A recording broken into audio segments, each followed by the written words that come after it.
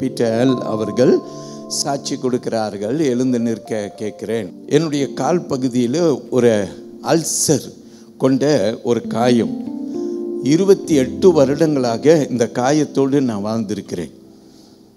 அநேக டாக்டர்ஸை நான் பார்த்திருக்கிறேன். அநேக பரிசோதனைகளை அவர்கள் செய்திருக்கிறார்கள். ஆனாலும் இந்த புண்ணு 28 வருடமாய் ஆறவில்லை. இந்த வருடத்தின் துவக்கத்திலே இன்னொரு மருத்துவரை நான் சந்திக்கும்படிக்கு நான் போயிருந்தேன். அவர்கள் எனக்கு சொன்னார்கள், நான் ஒரு ஆப்ரேஷன் ஒன்றை கடந்து போக வேண்டும். என்னுடைய எலும்பு பகுதியிலே அவர்கள் ஆப்ரேஷன் செய்து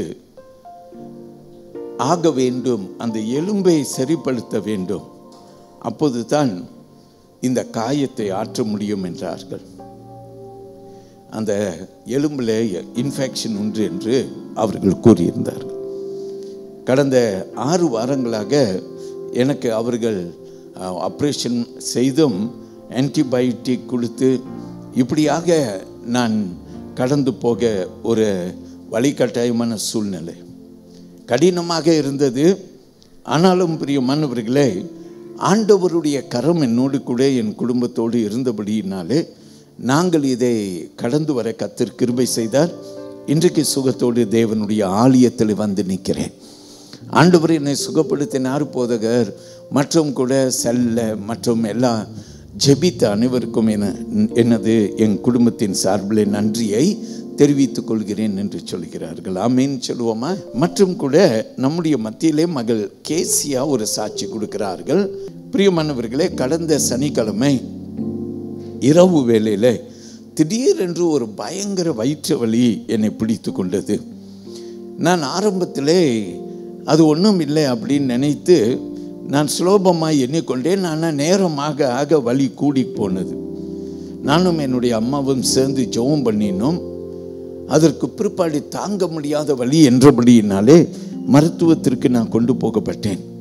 உடனடியாக அவர்கள் அப்பெண்டிக்ஸ் என்று சொல்லி எனக்கு ஒரு சிகிச்சை ஒன்று செய்து இன்றைக்கு சுகபத்திரத்தோடு தேவாலயத்தில் வந்து நிற்கிறேன்.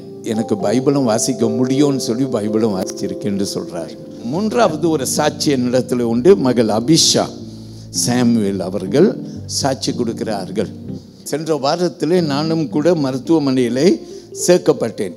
நான் ஏன் மருத்துவமனையில் சேர்க்கப்பட்டேனாக்கா, என்னுடைய ஒயிட் பிளட் செல் அதிகரித்து கொண்டே இருந்தது. அதனால உடனடியாக மருத்துவத்திலே சேர்க்க வேண்டும் என்று எனக்கு சொன்னபடியினாலே நான் கடந்து போனேன். எனக்கு பரிசோதனைகள் செய்தார்கள். ஸ்கோப் போன்றவைகள் எல்லாம் அவர்கள் செய்தார்கள். அதற்கு பிற்பாடு அவர்கள் சொன்னார்கள், எனக்கு அப்பெண்டிக்ஸ், இந்த அப்பெண்டிக்ஸ் ஆப்ரேஷனை செய்தால் ஒருவேளை இந்த பிளட் கவுண்ட் எல்லாம் நார்மல் ஆகும் என்று சொல்லி கூறினார்கள்.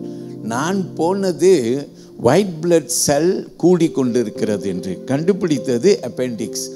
உடனடியாக எனக்கு ஒரு ஆப்ரேஷன் செய்தார்கள்.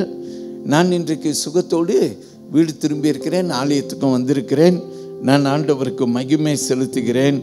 கர்த்தர் பெரியவராயிருந்து அடுத்த என்னுடைய அப்பாயின்மெண்ட்டில் என்னுடைய பிளட் செல் எல்லாம் நார்மல் ஆகும் என்று நான் கர்த்தரிடத்திலே பிரார்த்தனை செய்து கொண்டிருக்கிறேன் என்று சொல்லுகிறார்கள்.